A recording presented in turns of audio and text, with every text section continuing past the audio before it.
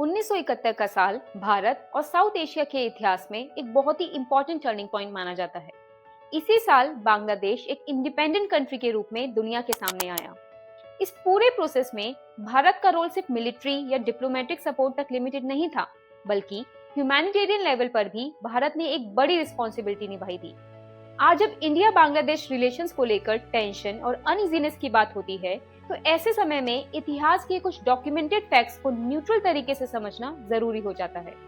इस वीडियो में हम किसी ओपिनियन या आरोप के बिना सिर्फ बिजनेस टुडे की एक रिपोर्ट के आधार पर 1971 के बाद के एक कम चर्चित लेकिन एक इम्पोर्टेंट चैप्टर की बात करेंगे। बिजनेस टुडे की रिपोर्ट के मुताबिक 1971 के लिबरेशन वॉर के दौरान तत्कालीन ईस्ट पाकिस्तान से लगभग 1 करोड़ लोग अपनी जान बचाने के लिए भारत आए थे।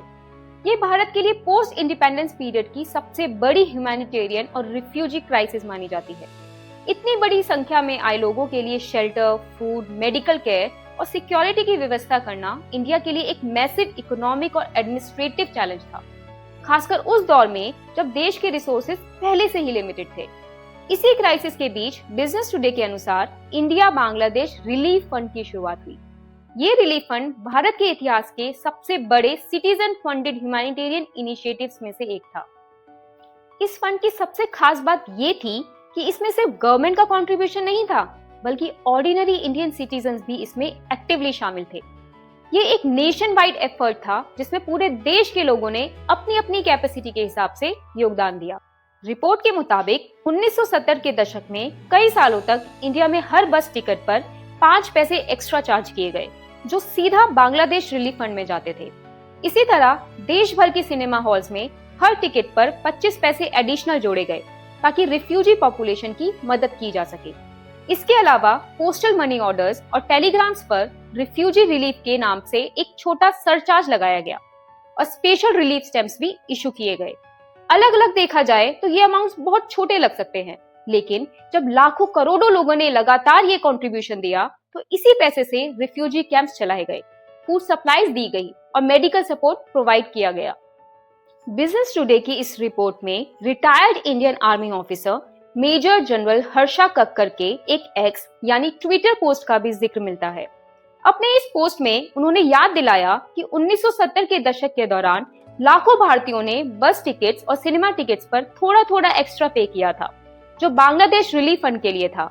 उन्होंने इसे अपनी जनरेशन का एक मोरल और ह्यूमैनिटेरियन कंट्रीब्यूशन बताया, जिसका सिर्फ एक ही पर्पस था, एक वॉर अफेक्टेड और क्राइसिस में फंसी हुई पॉपुलेशन की मदद करना।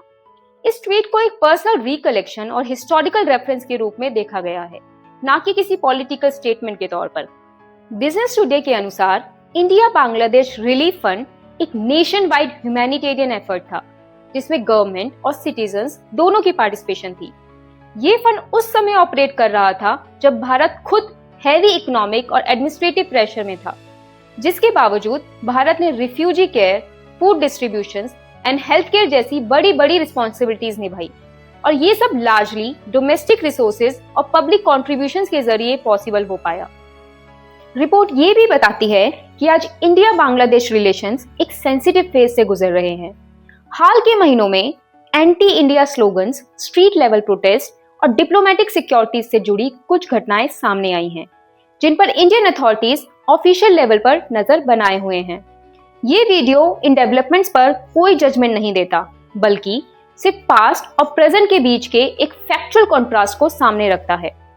1971 के दौरान रिफ्यूजी क्राइसिस को मैनेज करने में भारत को बिलियंस ऑफ डॉलर्स के बराबर का खर्चा उठाना पड़ा था, जिसका एक बड़ा हिस्सा डोमेस्टिक फंडिंग और पब्लिक सपोर्ट्स के थ्रू पूरा किया गया। बिजनेस टुडे की रिपोर्ट के मुताबिक इंडिया बांग्लादेश रिलीफ फंड उस दौर की नेशनल यूनिटी और ह्यूमैनिटेरियन कमिटमेंट का एक स्ट्रॉन्ग सिंबल था। आज सवाल ये नहीं है कि कौन सही है और कौन गलत, बल्कि सवाल ये है कि क्या हम इतिहास के इन पहलुओं को याद रखते हैं और उनसे सीख लेते हैं। आप देख रहे हैं स्टोरी वाला, जहां हम इतिहास और समाज के ऐसे ही डॉक्यूमेंटेड और कम जाने गए पहलुओं को न्यूट्रल और फैक्चुअल तरीके से आप तक पहुंचाते हैं। अगर आपको ये वीडियो इंफॉर्मेटिव लगा हो तो इसे शेयर कीजिए और कमेंट्स में अपनी राय जरूर बताइए। मैं डॉक्टर दास अनामिका ऐसे ही और कहानियां आपके लिए स्टोरी वाला पर लाती रहूंगी।